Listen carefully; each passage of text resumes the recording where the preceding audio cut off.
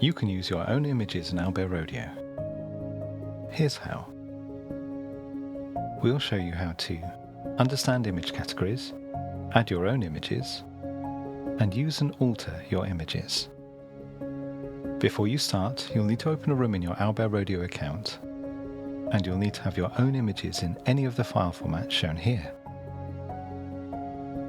Owlbear Rodeo presents a canvas made of different layers that are associated with a particular image category. There are 6 layers that relate to images: note, attachment, character, mount, prop, and map. And these image categories each have their own tab in the image dock at the foot of the screen.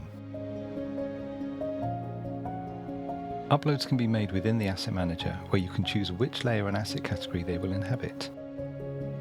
Those assets will appear in the same categories within your image dock.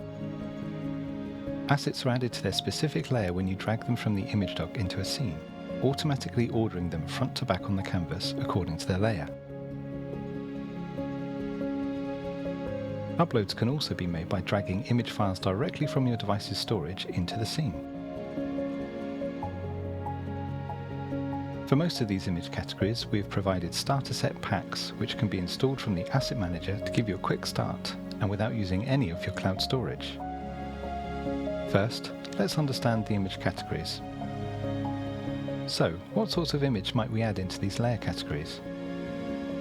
Maps are the macro environment, usually the natural landscape or the built location of the encounter, which is the lowest layer of the canvas, hence it is behind everything else. Props are the mid-scale environment, such as additional pieces of landscaping, buildings, and furniture that will enrich the map's image, or sometimes the micro-environment like a piece of jewellery, a tool, or an item of clothing. Mounts are usually any creature or object that's mobile, which can be ridden or climbed upon. Characters are normally the player and non-player characters and the other creatures that you might encounter. They are the main cast of your adventure who are involved in the action. Attachments are typically any microscale equipment, condition, status, area of effect, or other useful indicator that usually applies to one of the characters or is perhaps carried by them. Notes provide a way to add hidden GM information and visible player lore in your scene via an image onto which text can be written, whether that is a functional coloured square or a much more elaborate user-uploaded image of a scroll, book, or datapad. This is the topmost image layer in front of all the other images. In addition to these 6 image layers, there are discrete layers for non-image elements, like drawings, located between maps and props, and text, directly above notes.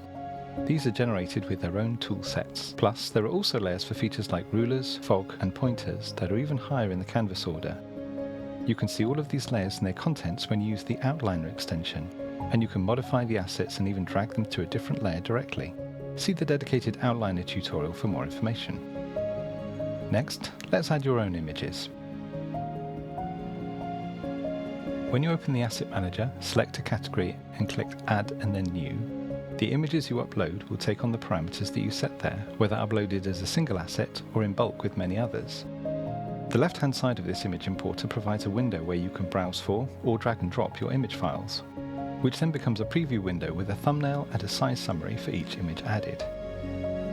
The right-hand side of the image importer sets the default values for visible, locked, size, rotation, and text label for all the images to be imported. Note that invisible assets can't be seen by players when they are added to a scene until you reveal them, and likewise, locked assets can't be moved until they are unlocked, as we'll look at in the next section of this video.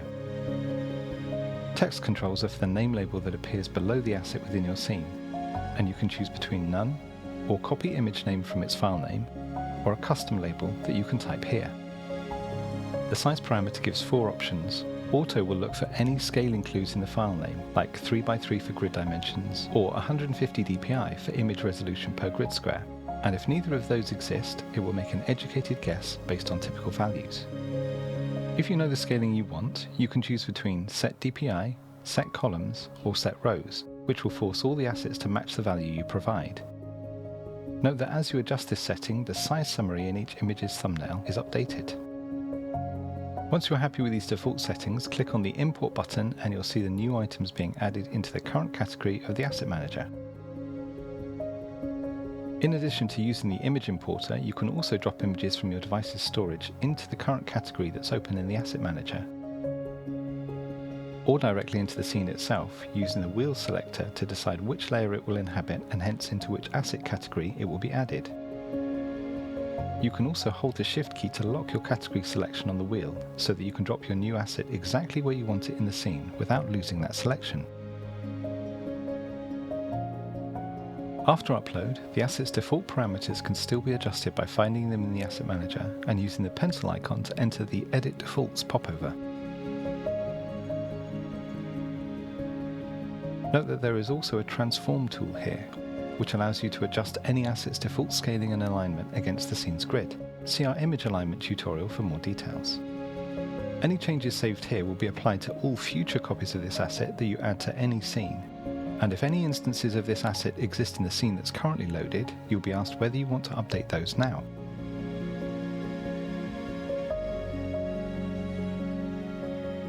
Finally, let's use and alter your images. Once your images are uploaded and their default values are set as you want them, you can add them to your scene by dragging them in one by one from the image dock, or from the Asset Manager, which also supports standard multi-selection options with the Shift and Control keys. Note that you can also drag a folder of assets into the scene and it will provide one copy of each of its contents. Unlocked images in the scene can be moved around by click dragging or by selecting and using the arrow keys on your keyboard to move them one grid cell at a time. Once selected, you can also scale them and rotate them with the dedicated handles that appear. Note that if you want to mirror a token horizontally, you can scale it down through 0 width and out the other side to flip the direction that it's facing. Locked assets in the scene must first be selected with a double click or control click to bypass their locked status. Then they can be unlocked with their padlock icon and adjusted as you wish. Map assets are normally locked by default so that everyone in the room can click drag on them to pan around the scene without moving the map out from underneath the tokens. Players may lock and unlock assets, but changing an asset's visibility is restricted to the GM only. Any hidden assets will be semi-transparent to the GM, but entirely invisible to the players, allowing the GM to make their own private notes, or make handouts for the players that are initially hidden until discovered by the PCs and revealed to them. Likewise, the GM can prep ambushes in secret, even while the players are busy exploring the same location. In addition to the visible and locked statuses in an asset's contextual toolbar, you can also change the layer of a token, duplicate a token, add or edit any text label shown beneath it, or delete it from the scene. But note that this will not delete the image from your storage, so it will remain available from the dock and from the Asset Manager. Duplicating a token can also be achieved by Alt-click dragging on it. The three-dot button on the right-hand end of the contextual toolbar is called the overflow menu. This contains less frequently used functions and also all of the features that are enabled by optional extensions that have been applied to your room. But the core features that are always present for image assets are shown here. You can copy the selected assets to the clipboard, then you can click on any locked or empty part of the scene to produce the paste icon, which will add one identical copy of all the clipboard's contents when you click on it. With the attach function, you can link one asset to another, where the child token will follow the changes applied to the parent in that relationship. The child asset also has the option of adding constraints on how its parent can affect it.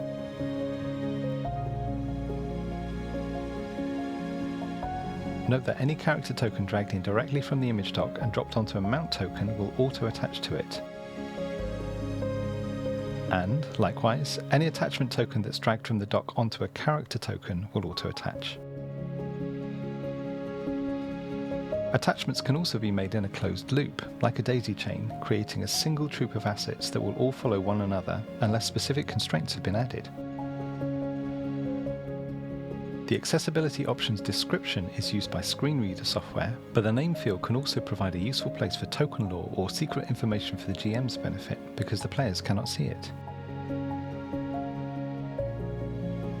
Align Image provides the same transform tools that we've already seen, adjusting token position, scale, and rotation with respect to the scene's grid. Note that this does not change the defaults of the original image at rest in the dock, it only applies to the current token selected in the scene. Finally, Replace Image allows you to select another image from the Asset Manager and swap that one into the same position as the current token, which is great for shape-shifting characters and for different phases of a battle map. And that's all there is to it. You now know how image categories relate to canvas layers, how to add your own images,